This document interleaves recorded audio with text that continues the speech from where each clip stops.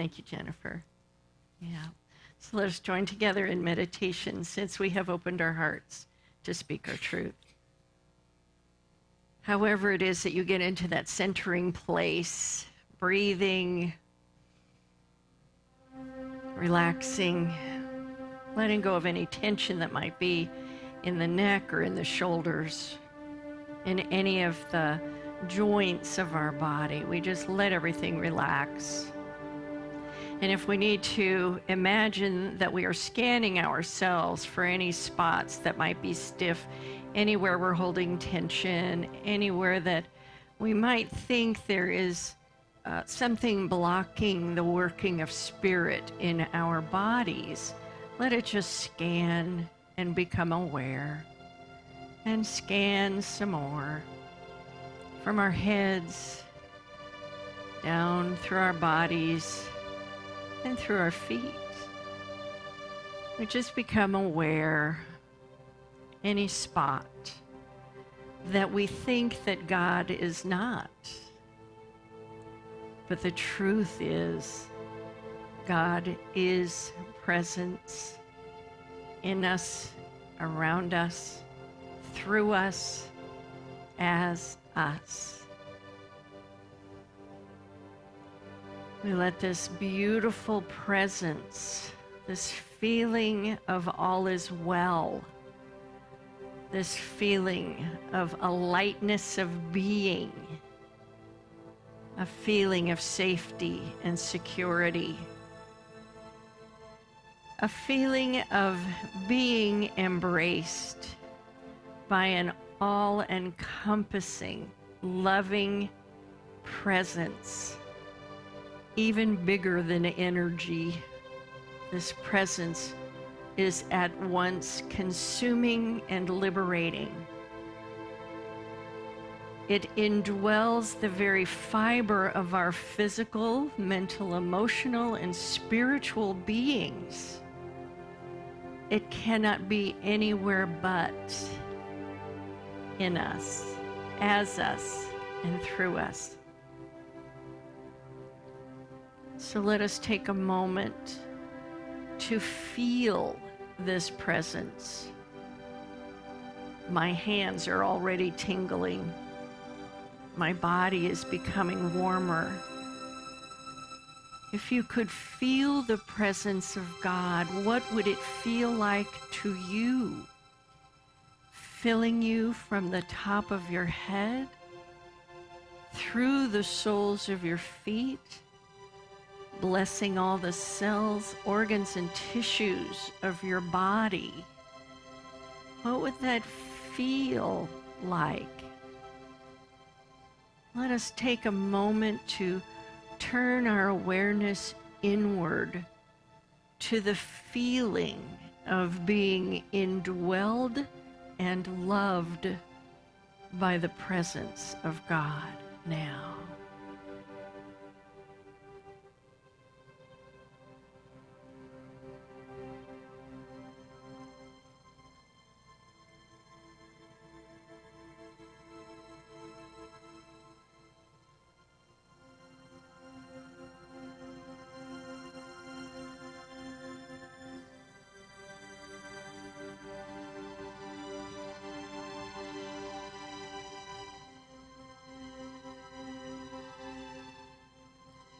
Notice if any emotions come up for you, like peace or joy, compassion.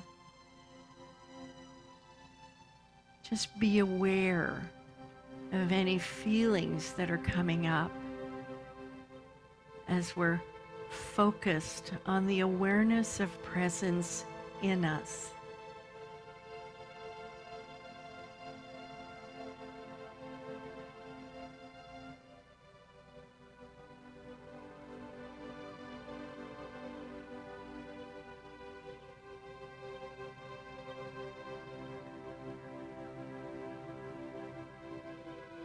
Now allow this feeling to expand outside of your body.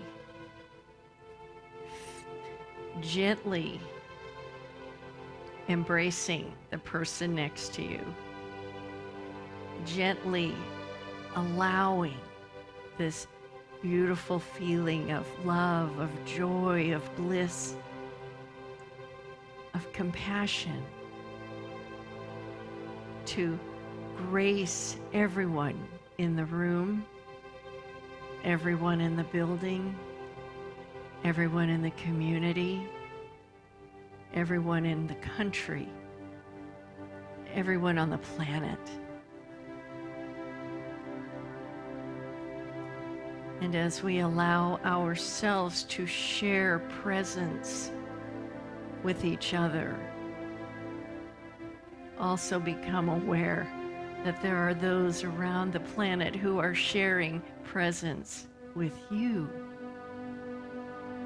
You are the beloved. You are the blessing. You are blessed. And all is truly well.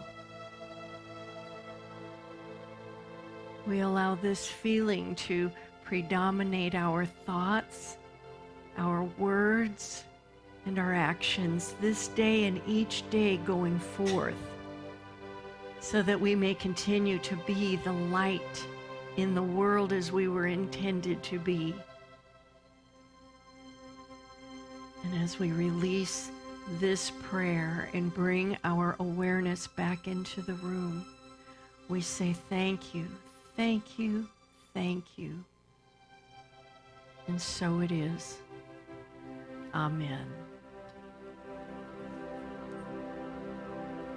When you're ready, open your eyes.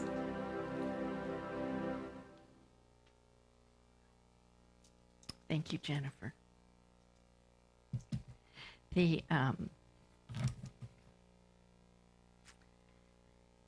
Bob, could you bring up that first slide? Happy Father's Day, everybody. I thought I'd bring Dad to church with me today to share with you. He left way too soon. I wasn't ready, but then whoever is. It's just a little collage of his life.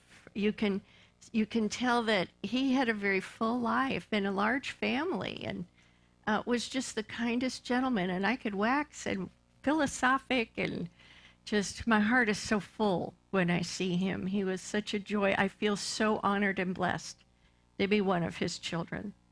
So I thought I'd bring Dad to church. Parmalee Ferry. He was, Parmalee is a family name. His grandmother told his mother that she always wished that she had a boy that she could name Parmalee. So, of course, my grandma said, oh, okay, his name is Parmalee. So that was Dad. But you can see him, just such a beautiful light. There's a picture down below his captain's uniform. My sister, Kathy, who is co-facilitating the SEE class with me, she and I took Dad to a daddy-daughter dance in 2008 because we'd never been to a daddy-daughter dance with Dad. So we invited him and he joined us and we had a lovely time. So I think we were the oldest daddy-daughters at the daddy-daughter dance, but doesn't matter. So all of you who are daddies, my dad was a daddy. All of you who are daddies, God bless you. And if you're grandpas, anybody a grandpa here? Yeah. Congratulations. How beautiful. What a beautiful legacy. Any great grandpas here? Oh, God bless you. Thank you. Thank you. What a beautiful lineage you are leaving. How joyous. What a joy. My brothers are just, one of my brothers is called Papa by his granddaughters. And it's because he's a Papa. And I don't know if you know this, but in the Lord's Prayer, if you look at the Aramaic translation, the word father, father's kind of strict. It's translated as Papa. Jesus wanted the disciples to know about this intimate, loving relationship that he had with Papa God. So those of you who are papas, my dad was a papa, but we didn't call him Papa. We called him Dad. He was Daddy. So God bless you all, and thank you for being with us today. I was going to give you a little history lesson. We don't need to do that with Father's Day. We just know that it finally became an official federal holiday in 1972, with its roots in 1909 in Spokane, Washington. So anyway, long story. Now, there was something else. Ken brought up in the announcements this morning that it's Juneteenth Day. So I didn't know anything about Juneteenth Day, I'm embarrassed to say, until we moved to Texas. Well, born in Ohio, we didn't talk about San Diego, California, not so much. We were too busy surfing or whatever it was that we were doing. Not so much about Juneteenth, but so I had to look it up and share the history with you because it'll be a short history lesson. We're here for, just quick things. So it was, it's the official name for the Juneteenth National Independence and Emancipation Day, and commemorates the end of slavery in the United States. So in 1863, Abraham Lincoln, we all know this from our history lessons, signed the Emancipation Proclamation, right? But it would take 2 more years for that message to reach the state of Texas. It wasn't until Union soldiers marched into Galveston, Texas, that the locals finally got the word. Oh, and not only was the Emancipation Proclamation signed, but immediately all of those people who were held in slavery in Texas joyously celebrated. They prayed and they danced and they sang and they played. They were free. They were emancipated. They were independent now. They were free. Unofficially, this June 19th, because the soldiers marched in June 19th, 1865. So unofficially, every year on June 19th, this day was celebrated. But it didn't become a Texas state holiday until 1980. And then in the Florida state holiday became recognized in the 1990s. And finally, it became a federal holiday last year, 2021. So we celebrate the liberation and the emancipation of all God's children. So thank you. Thank you, everyone. Thank you for your consciousness in that effort. So, Bob, may I have the life wheel slide? Okay, so as we're familiar, we're going through the 12 aspects of life this year. This month we're on leisure with a focus on play as a spiritual practice. Now, I didn't realize this until a couple of weeks ago. Children up until about the age of 7 spend their brain waves in theta. Did you guys know that? Theta brain waves. That's the bulk of the brainwave activity that children under 7 are in all the time. So if you have grandchildren or children who are really ditzy, that's why. That is also the brainwave that is meditation. So when we meditate, our brainwaves slow down to theta. So children are in present moment awareness. Meditation, present moment awareness, right? Play is a spiritual practice. So honor these little kids that are playing with their imaginary friends, like one of my sisters did. She had 3 imaginary friends. We couldn't see them. It didn't mean that they didn't exist. They were just playing in the theta brain frequency. None of the rest of anybody were. So they all, ooh, imaginary friends. So play. And I did bring something that I wanted to share today because, play as a spiritual practice. Okay, I don't know if you guys are familiar with these things. My favorite toy in the world.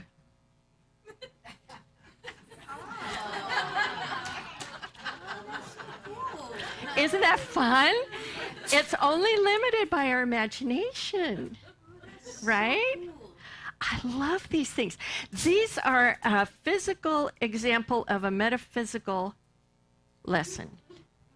If we can think about any shape, we can imprint it, right? So I'm going to go Charles Fillmore on you for a second. If we think of these pins as substance that Charles Fillmore talked about, and we impress substance with our thoughts,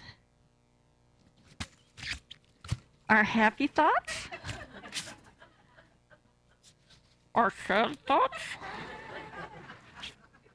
Whatever it is, I would let you play with this, but with COVID exposure and colds and flus and stuff, you have to get your own. You can get it on Amazon, but I invite you to play. I don't know. It's a pin toy. Pin something. It's just so much fun. I've wanted one of these since since they were invented. So, yeah. Anyway, I would invite you to, okay, so now it has this, the lace is imprinted on the pins. Yeah. So even though we are the age that we are right now, we can still get into that theta brainwave of meditation through play. So I would invite you all, if you're not spending at least a good chunk of your day in play, reschedule your day and start playing so we could get back. And there's actually some very interesting research that I'll talk about in a few minutes. I also want to read from Scripture today. This one is from the Gospel of Matthew, chapter 18, verses 3 through 5. No, wrong page. Okay, it says this. At that time, the disciples came to Jesus and asked, "Who is the greatest in the kingdom of heaven?" He called a child whom he put among them and said, "Truly, I tell you, unless you change and become like children, you will never enter the kingdom of heaven. Whoever becomes humble like this child is the greatest in the kingdom of heaven.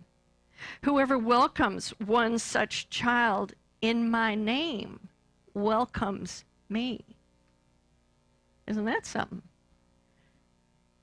Become childlike, right? He says change. Well, why did he say that? What was he talking about? We're about 12 chapters past the Sermon on the Mount, right? And the Sermon on the Mount, particularly the Beatitudes, was all about having his disciples and followers examine their current beliefs and deciding if they wanted to hold all the prejudices that went with being direct Jewish lineage. Did you guys know that? They were a very prideful people, very prideful. You had to be strict. No other bloodlines were allowed to cross into the strictly Jewish tradition. And it was very important that you followed these traditions, that you believed in a certain way. Very exclusive club, right? Everybody else was a Gentile. Now, growing up a Gentile, I didn't find that offensive. I thought, well, okay, but different perspective, right? He was telling in the Beatitudes, he's telling them to lose their spiritual pride. Lose the pride because it was getting in the way of their direct communication with God. Lose that pride. Lose the prejudice of a hierarchy. They're asking, who's the greatest in the kingdom of heaven? Well, guess what? There is no hierarchy like that. It's all one, right? There's no hierarchy. Lose that opinion. And he's saying, think about children, especially the under 7 group. What are they about? The eyes are open, right? Everything is new. Life is a wonder. Life is a miracle. I used to sit and watch bugs. I didn't touch them, but I used to watch. My brothers touched them.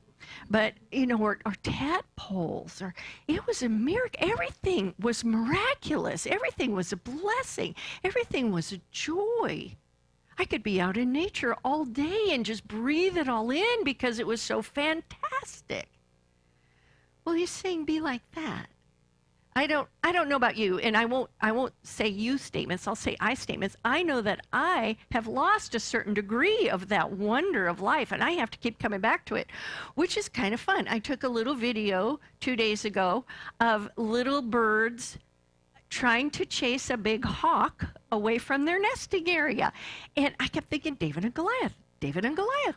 You know, this silly hawk was claiming its territory. We think it has a nest around there somewhere too. But these little birds were dive bombing it and just after it and after it and after it. And I was fascinated. I just sat transfixed. I don't like watching the Nature Channel for obvious reasons, but watching nature in person is a whole lot of fun. It was fascinating. That's what Jesus is saying. Be like this. Be open. One of the dangers in life is having a mind that is already made up, right? That no new information can get in. We're losing more than half of the joy and beauty and magnificence of life when we close ourselves off from it because we're only focused in on a little narrow channel of it. So we want to be sure to open, like children, be open, be that sponge for all the good that is in life. Focus on God presence, right? So, I love this passage. Bob, could you bring up that slide with the affirmation? So we want to be sure as we say this affirmation together, we want to say it as if we were children who are under 7 years old who magically know how to read, okay? So call forth that inner child and let's read this together. My only job right now is to be in alignment with the loving energy flowing in and through me. Leave that up just a second, Bob. Okay, now become that less than 7-year-old child again. Feel that loving energy. Your only job, right? Kids' only job really is to pick up their clothes and to be in alignment with that loving presence, right? So let's say it again as that less than 7-year-old. My only job right now is to be in alignment with the loving energy flowing in and through me. How does that feel? Isn't that fun? My only job is to play, because in alignment with that loving energy is play. It gets us back into that theta brain wavelength. It's just feels so good. Now, Jesus instructed them to change and be like the children, right? To be childlike, not childish, right? Because we know the difference, childlike and childish. And aren't we childlike when we're willing to let go of some of our opinions and to be open to somebody else's point of view? Isn't that kind of childlike, that being able to be open to receiving information and reserving judgment until they're finished, and not already try to decide what we're going to say to change their mind, because it might be our minds that need to be changed. And that's what Jesus said, until you change and become like these children, open-minded, willing, being in that cusp of divine energy and love flowing through us. There, in preparing for this talk, I came across a few fun facts. Psychologists tell us that play deprivation in adults can lead to an increase in violent crimes. Okay, so we need play therapy on this planet, don't we? A decrease in brain and muscle fiber development, and a reduction in communication, problem solving, and social skills. Isn't that interesting? When we stop playing as adults, we start declining. That sounds like the opposite of heaven, doesn't it? It's the opposite of the kingdom on earth. And Charles Fillmore described heaven as a state of consciousness in harmony with the thoughts of God. Heaven is within every one of us, a place, a conscious sphere of mind, having all the attraction described or imagined as belonging to heaven. But this kingdom is not material. It is spiritual. Isn't that fun? Just be in that theta and be in that heaven. I swear I was in heaven. I don't swear. Yes, I do too. Jim will tell you. Every once in a while, bah, it comes out. But when I could get back into theta brain, it's heaven. You know, watching those little birds and that hawk interact, I was enthralled. I was in heaven. And we can be in a heaven state of mind anytime we want. We just have to pull ourselves out of drama and back into a heaven state of mind. So in my research, I came across a study that was done in 1981. So a few years ago, and it used a group of 8 men it's Father's Day, so I'm using an example with men, right? Okay, so 8 men in their 70s and 80s. They were taken to a monastery in Peterborough, New Hampshire, and they were asked to pretend, use your gift of imagination, be like a child, right? Pretend to that they were young again, or at least 22 years younger than they currently were. The retreat was organized by a team of researchers headed by Harvard psychologist Ellen Longer, PhD, who took another similar group to the retreat the following week. The second group acted as the control group and were asked to actively reminisce about being 22 years younger, but not pretend that they were actually younger. When the first group arrived, they were surrounded by all sorts of environmental cues to help them reevaluate, to relive, to reacquaint with the earlier age. They flipped through old issues of Life and Saturday Evening Post magazines. They watched movies and television shows popular in 1959. They listened to recordings of Perry Como and Nat King Cole.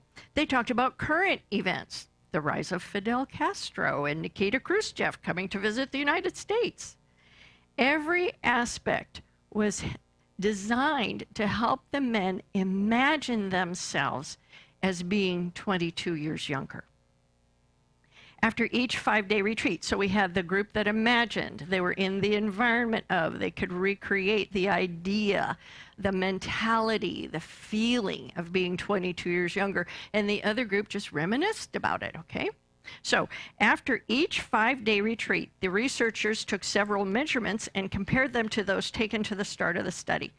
The bodies of the men from both groups were physiologically younger, okay? Structurally as well as functionally, although those in the first group who actively imagined improved significantly more than the control group who simply reminisced. Significant improvements were measured in height, weight, and gait. The men grew taller as their posture straightened, and their joints became more flexible, and their fingers lengthened as their arthritis diminished. Their eyesight and hearing got better, their grip strength improved, memory sharpened, and their mental cognition tests improved by 63% compared to the control group. The men literally became younger right before the researchers' eyes. Longer, the head of the research group, said, quote, "At the end of the study, I was playing football, touch, but football with these men, some of whom gave up their canes," end quote. One of the most important aspects of truth study and unity is a truth denomination, truth with a capital T. One of the important aspects is training our eyes to see properly. You hear Reverend Donna and me talk about that. You know, we need to retrain our eyes to see properly.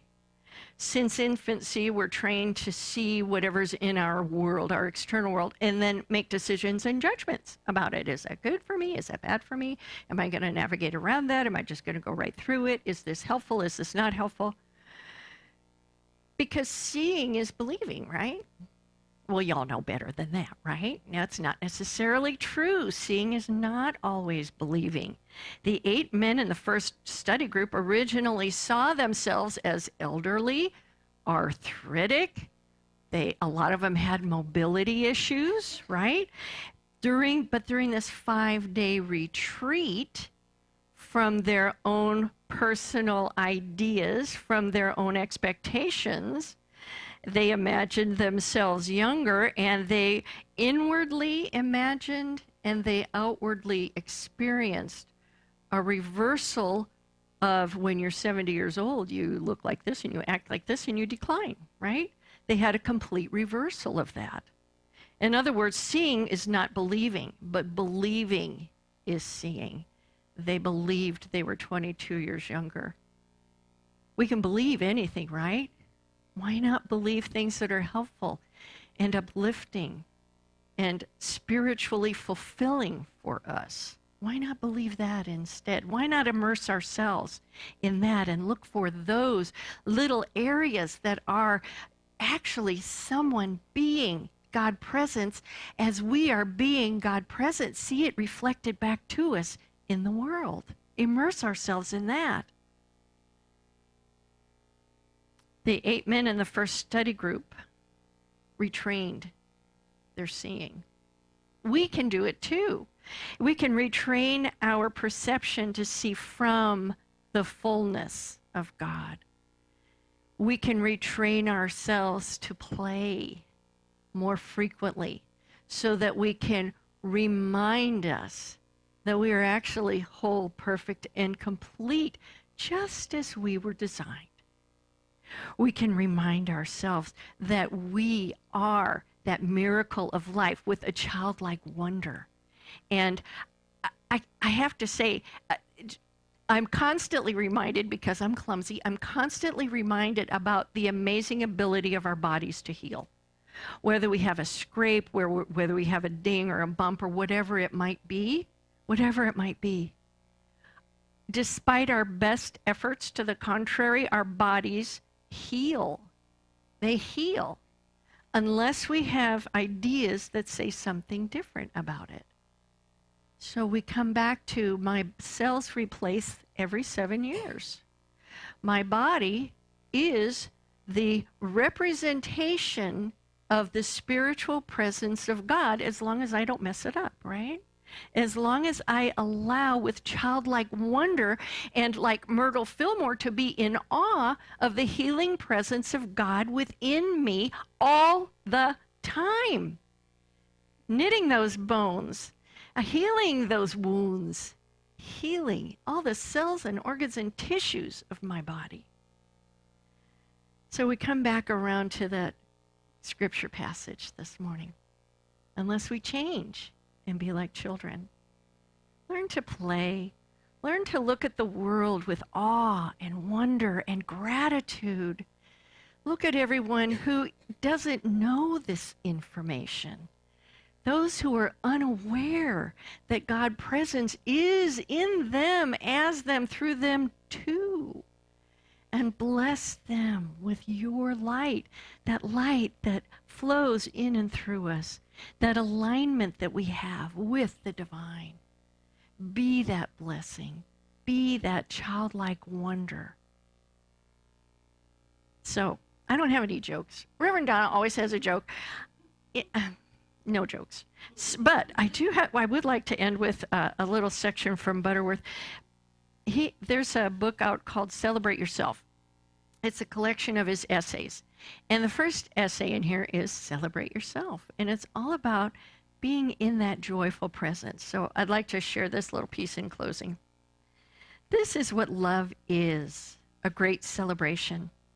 It is the great heart of the universe streaming into and through you, and willingness to let it shine. We need to be childlike, that willingness to let this love and brilliance shine through us. When you really understand what love is, you find that by loving, you ennoble yourself. You are in tune with the cosmic flow.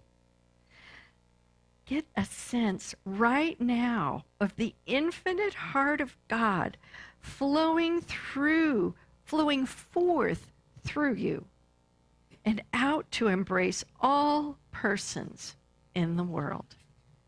celebrate yourself through love. Isn't that beautiful? Yeah.